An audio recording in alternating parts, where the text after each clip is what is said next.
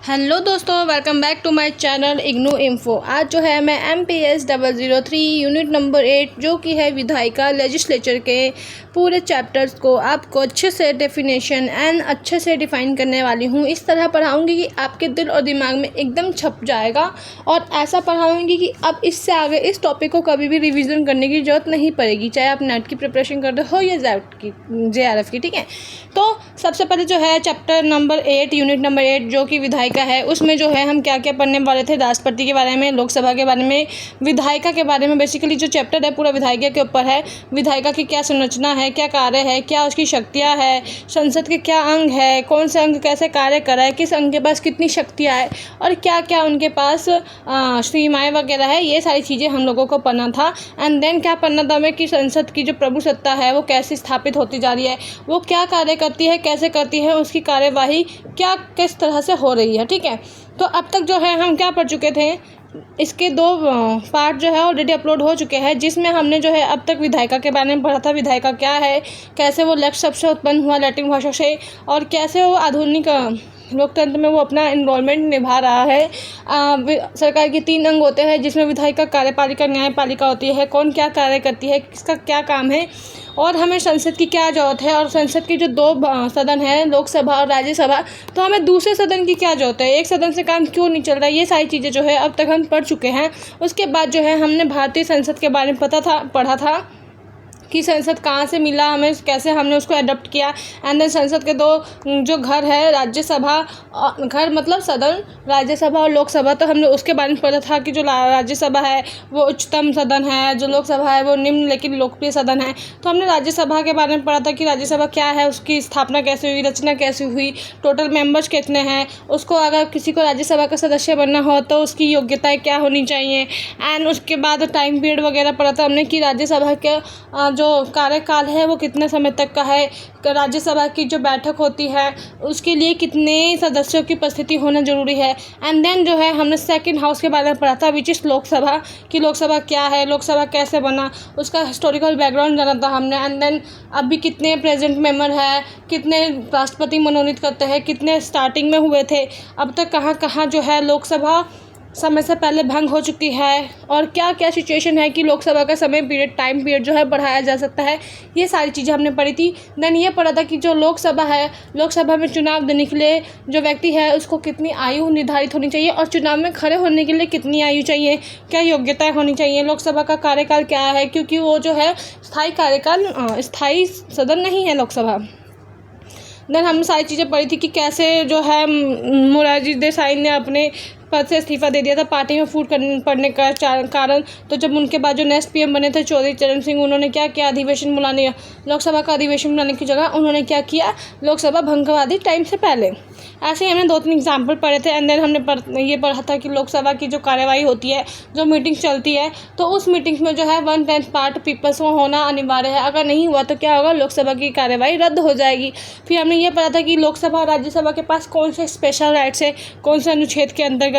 And then उसके बाद हमने पढ़ा था कि पावर ऑफ पार्लियामेंट, मतलब संसद की क्या शक्ति है, क्या कार्य है। तो संसद के जो 2 अंग है उसमें से जो पहला अंग था राज्यसभा, उसके बारे में जो है हमने शक्तियाँ और कार्य पढ़ लिए थे कि वो किस तरीके से कानून का निर्माण कर सकता है, कि उनके पास क्या वित्तीय लिमिटेशंस है, कार्यपालिका पर किस हद तक नियंत्रण रख सकता है राज्यसभा, चुनाव के से रिलेटेड क्या राइट्स है उसके पास, किस तरीके से वो संविधान में संशोधन कर सकता है या नहीं कर सकता, क्या उसको लोकसभा की नीड है, कैसे वो न्यायिक कार्य करेगा, कैसे जो है वो महाभियोग की प्रक्रिया लागू कर सकता है। ये सारी चीज़ें जो है हमने राज्यसभा के बारे में पढ़ी थी। इसके बाद जो एक्सेप्शनल केसेस वगैरह थे वो पढ़े थे हमने कि आपातकाल के टाइम क्या होगा, अगर इन दोनों सदनों से मंजूरी नहीं मिली तो 30 दिन के अंदर जो रद्द होगा। ये सारी चीज़ें जो है अब तक के वीडियो में हम पढ़ चुके हैं। एक वीडियो में जो है ये सारी चीज़ें बताना थोड़ा सा डिफिकल्ट है, तो मैंने जो है इसका ये first and second part upload कर दिया है। एंड ये जो है थर्ड पार्ट है, जिसमें अब जो है हम पढ़ेंगे लोकसभा के कार्य और शक्तियाँ। अब तक जो है हमने राज्यसभा तक के कार्य और शक्तियाँ पढ़ लिया था। तो अब जो है हमारी वीडियो स्टार्ट होती है। स्टार्ट होने से पहले अगर आपने इसका फर्स्ट एंड सेकंड पार्ट नहीं देखा है तो एक बार उस पार्ट को देख लीजिएगा, आपको ये वाला पार्ट बहुत ईजिली और बहुत अच्छा समझ में आएगा। ये वाला जो टॉपिक है ना, लेजिस्लेचर विधायिका, ये सिर्फ MPS के स्टूडेंट्स के लिए नहीं है, बल्कि ये 8th class 10th 11th 12th के स्टूडेंट्स के सिलेबस में भी है। ठीक है, तो अब हम पढ़ेंगे कि लोकसभा के क्या कार्य है और क्या शक्तियाँ है। ठीक है,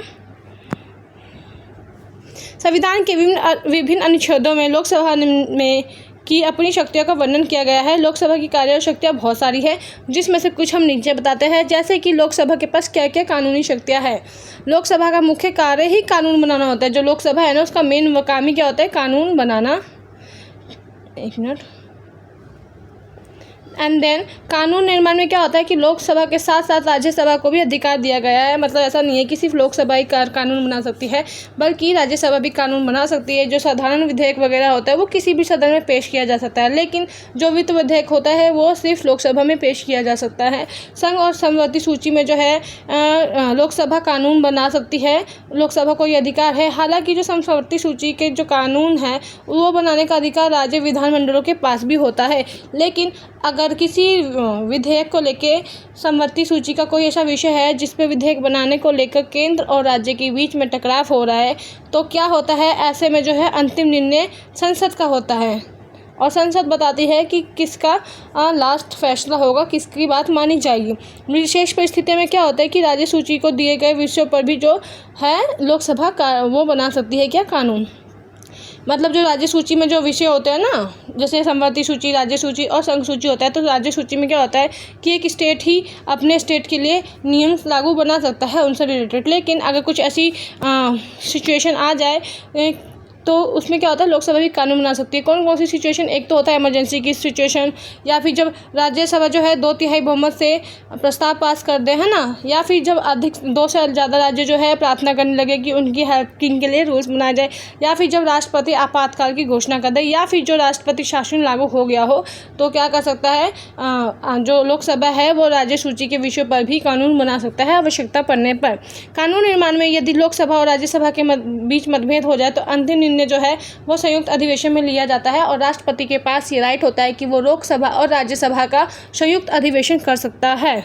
अक्सर लोकसभा की सदस्य संख्या अधिक होने के कारण ये इच्छा जताई जाती है कि लोकसभा की मांग मानने जाने की संभावना रहती है, लेकिन फिर भी कानूनी दृष्टि से तो दोनों को इक्वल राइट्स मिलते हैं। ओके, और हालांकि ऐसा हुआ भी है कि अब तक जो है 3 बार ऐसे मौका है जिस पे दोनों सदनों का टकराव हुआ है, तो तीनों मौक़ों पे जो है लोकसभा की बात मान ली गई। ओके, क्योंकि जो लोकसभा है ना वो जनता के द्वारा प्रत्यक्ष रूप से चुनकर आया जाता है, इसलिए उसमें ज़्यादा पावर होती है, तभी तो उसको फेवरेट सदन बोलते हैं। भले वो निम्न सदन हो, लेकिन ज़्यादातर जो है वो लोगों का, जनता का प्रिय सदन माना जाता है। ठीक है, वित्त पर नियंत्रण, मतलब जो फाइनेंशियल वो है ना, उस पर कैसे नियंत्रण रख सकती है लोकसभा, वो बताते हैं हम।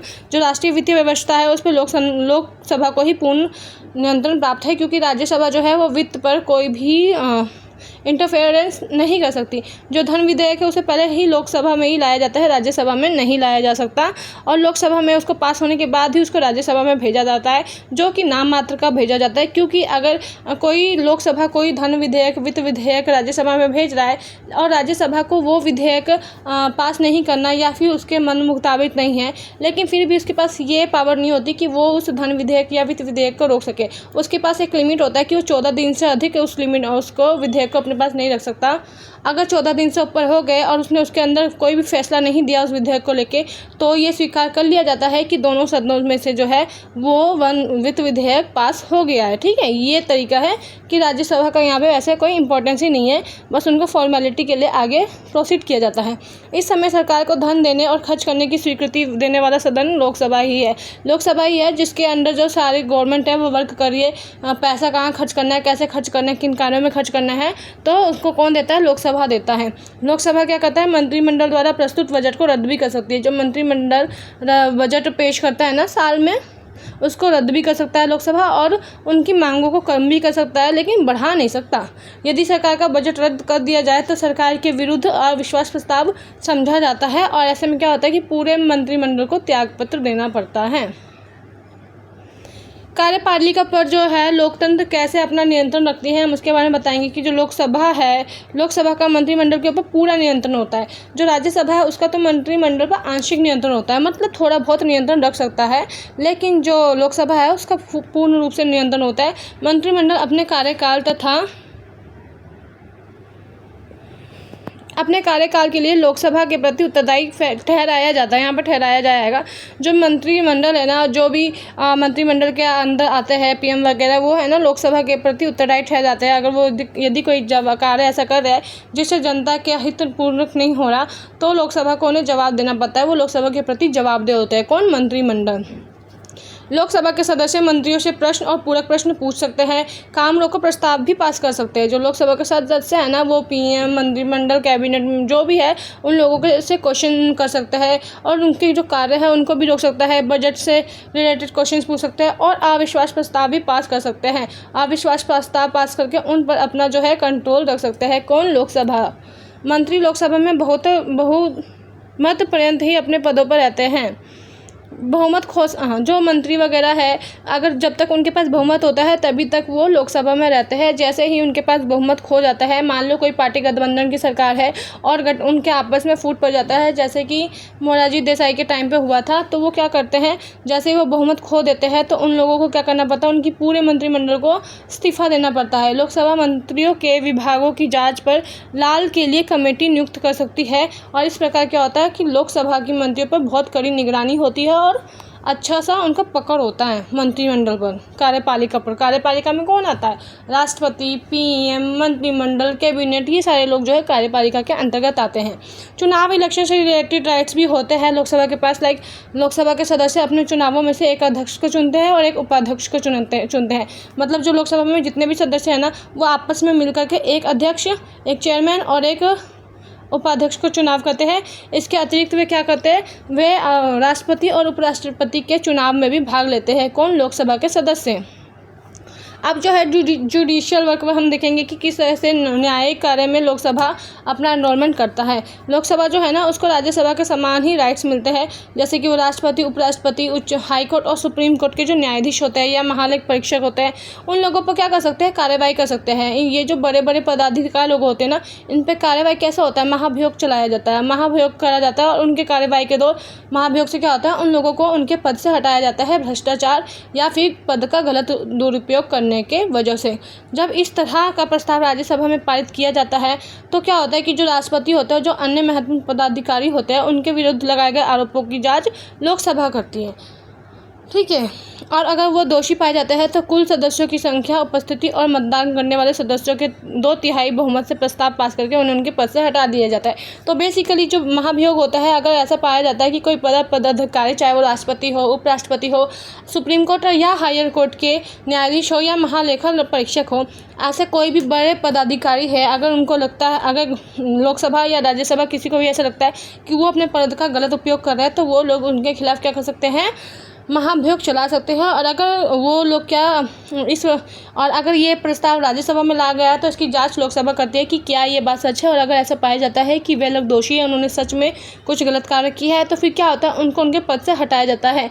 लेकिन उनके पद को हटाने के लिए ये काफ़ी नहीं कि आपने प्रूफ कर दिया। जितने भी वहाँ पर सदस्य उपस्थित हैं और मतदान कर रहे हैं, उन मतदान करने वालों लोगों में जो है 2/3 वोट होना चाहिए, तभी जो है उन लोगों को उनके पद से हटाया जा सकता है। महाभियोग की जो कार्यवाही है वो लोकसभा द्वारा भी शुरू की जा सकती है और राज्यसभा द्वारा भी शुरू की जा सकती है। अगर लोकसभा शुरू करती है तो राज्यसभा उसकी जांच करेगा कि ये सही है या नहीं है, और अगर राज्यसभा द्वारा शुरू की जाती है तो लोकसभा जांच करेगा कि क्या ये प्रक्रिया सही है, क्या उन पर लगाया गया इल्ज़ाम सही है। और अगर ऐसा सच में होता है तो उपस्थित जितने भी सदस्य हैं और जो भी वोटिंग कर रहे हैं, उनमें से 2/3 बहुमत लेने के बाद उनको उनके पद से हटाया जा सकता है। अब जो है लोकसभा को हम देखेंगे कि संविधान में संशोधन करने का राइट किस हद तक है। चलो पढ़ते हैं। जो लोकसभा है ना, वो राज्यसभा के साथ मिलकर संविधान में संशोधन करती है। मतलब ऐसा नहीं है कि अकेले राज्यसभा संशोधन कर सकती है या फिर लोकसभा के सदस्य संशोधन कर सकते हैं। दोनों का कंपलसरी है। अगर राज्यसभा विधेयक ला रही है संशोधन करने के लिए, तो लोकसभा को राज्यसभा से पास होने के बाद उसे लोकसभा से भी पास होना पड़ेगा। और अगर लोकसभा ला रही है किसी विधेयक में संशोधन करने के लिए, तो फिर उसे राज्यसभा से भी पास होना पड़ेगा। लेकिन अगर दोनों ही सदस्यों में टकराव होता है तो इसमें क्या होगा, इसमें बहुमत देखा जाएगा और क्या होगा कि जो राष्ट्रपति है वो दोनों का आपस में दोनों सदनों की एक बैठक बुलाएंगे, है ना। लोकसभा राज्यसभा के साथ मिलकर संविधान में संशोधन करती है। संविधान में संशोधन के लिए कुल सदस्य का बहुमत और उपस्थिति तथा मतदान करने वाले सदस्यों का 2/3 बहुमत अनिवार्य है। अगर किसी भी लॉ में कुछ चेंजेस करना है तो जितने भी लोग उस वक्त हाउस में प्रेजेंट है और जितने भी लोग वोट कर देना, उसमें से 2/3 मतलब बहुमत लेना जरूरी है किसी भी कानून को बदलने के लिए या उसमें कोई भी अमेंडमेंट करने के लिए। संवैधानिक संशोधन के प्रति दोनों सदनों में मतभेद को दूर करने के लिए संयुक्त अधिवेशन बुलाने की व्यवस्था नहीं है। यहाँ पे क्या होता है कि यहाँ पे संयुक्त अधिवेशन नहीं बुलाया जाता, बल्कि जो विधेयक होता है उसको ही रद्द कर दिया जाता है, क्योंकि राष्ट्रपति को संवैधानिक संशोधन के विषय में निषेधाधिकार नहीं दिया गया है। आप विधि कार्य बताएंगे कि जो लोकसभा है उनके पास क्या क्या ऐसे राइट्स है कि वो कोई विधि बना सकते हैं। लोकसभा राज्यसभा के साथ मिलकर ही दूसरे विधिक कार्य भी कर सकते हैं। मतलब लोकसभा और राज्यसभा दोनों को मिलकर ही नीतियाँ बनानी होती है। ऐसा नहीं है कि कोई एक राज्यसभा या लोकसभा क्या है विधि बना लेगा। विधि मतलब कोई लॉ बना लेगा, है ना। दोनों का अनिवार्य है सहमत होना। जैसे कि जब राष्ट्रपति या बात करके घोषणा करती है, अगर तब लोकतंत्र की लोकसभा की क्या ली जाती है, स्वीकृति। और विभिन्न आयोगों की रिपोर्ट पर क्या होता है, लोकसभा का विचार भी लेना भी आवश्यक है। जब राज्यसभा के प्रस्ताव पर अखिल भारतीय सेवा स्थापित करने की प्रक्रिया में सहयोगी होती है, जनता की शिकायतें सामने रखती है और उनसे दूर करती है, सदन की कार्यवाही को नियमित रूप से चलाती है। कौन? लोकसभा। संघ में नए राज्यों को सम्मिलित करना, सीमाओं में परिवर्तन और उनके नामों में परिवर्तन करना भी किसके अंडर आता है? लोकसभा के अंदर आता है। हाई एंड सुप्रीम कोर्ट के जो अधिकार क्षेत्र है उनमें परिवर्तन करना भी लोकसभा अर्थात संसद के हाथ में है। और जो अंतर्राष्ट्रीय इंटरनेशनल समझौता वगैरह हो रहा है उसको लागू करना, उसके लिए कानून बनाना भी संसद के हाथों में ही है, यानी कि बेसिकली लोकसभा के हाथों में है। अब देखते हैं कि जो लोकसभा है उसको कुछ और विशेष अधिकार भी मिले हैं अलग से। वो क्या है? लोकसभा को किसी भी ऐसे व्यक्ति को दंड देने का अधिकार है, चाहे वह संसद का सदस्य हो या ना हो, लेकिन उसने लोकसभा के किसी विशेष मतलब लोकसभा जो है ना वो किसी भी ऐसे व्यक्ति को दंडित कर सकती है जिसने कुछ ऐसा गलत कार्य किया है जो कि लोकसभा के अधिकारों का उल्लंघन करता है, चाहे वो लोकसभा का मेंबर हो या ना हो। इसी शक्ति के अधीन 15 नवंबर 1978 को लोकसभा का विदेश अधिकारों की समिति ने श्रीमती इसका जो एग्जाम्पल है वो इंदिरा गांधी जी है जी। 15 नवंबर 1978 को इंदिरा गांधी जी को क्या किया गया था, क्या कहते हैं, लोकसभा भंग करने के लिए और उनका अपमान और विशेष अधिकारों को दोषी ठहराया गया। मतलब जो इंदिरा गांधी है, पाया गया कि जो इंदिरा गांधी ने इमरजेंसी लगाया था तो वो गलत तरीके से लगाया था, इसलिए जो है उनको दंड दिया गया। और क्योंकि वो लोकसभा या राज्यसभा की मेंबर तो थी नहीं, वो तो पीएम थी, लेकिन उन्होंने गलत कार्य किया था, उन्होंने अपने अधिकारों का गलत प्रयोग किया था, इसलिए जो है उनको उनके 2 पदों से हटाया गया और उनको सज़ा भी दी गई। फिर उनको क्या हुआ, अधिवेशन की समाप्ति तक उनको क्या कर रखा गया, कैद में रखा गया था। तो ये था कि जो है हमने संशोधन मतलब हमने लोकसभा के कार्य भी पढ़ लिए। अब तक हमने राज्यसभा, लोकसभा, संसद और के कार्य सारे पढ़ लिए। अब जो है हमारा एक टॉपिक रह गया है राष्ट्रपति के बारे में पढ़ना, उसके बारे में जो है हम नेक्स्ट वीडियो में पढ़ लेंगे। बाकी आप लोग मुझे कमेंट करके ज़रूर बताना कि ये वीडियो आप लोगों को कैसी लगी। अगर अच्छी लगी हो तो एक कमेंट जरूर करना, क्योंकि अप्रिशिएशन मिलता है ताकि मैं नेक्स्ट वीडियो बना सकूँ। और आपको इसके किसी और टॉपिक से रिलेटेड चैप्टर चाहिए तो वो भी मुझे कमेंट करके ज़रूर बताना, मैं ज़रूर अपलोड करूँगी। आगे थैंक यू सो मच।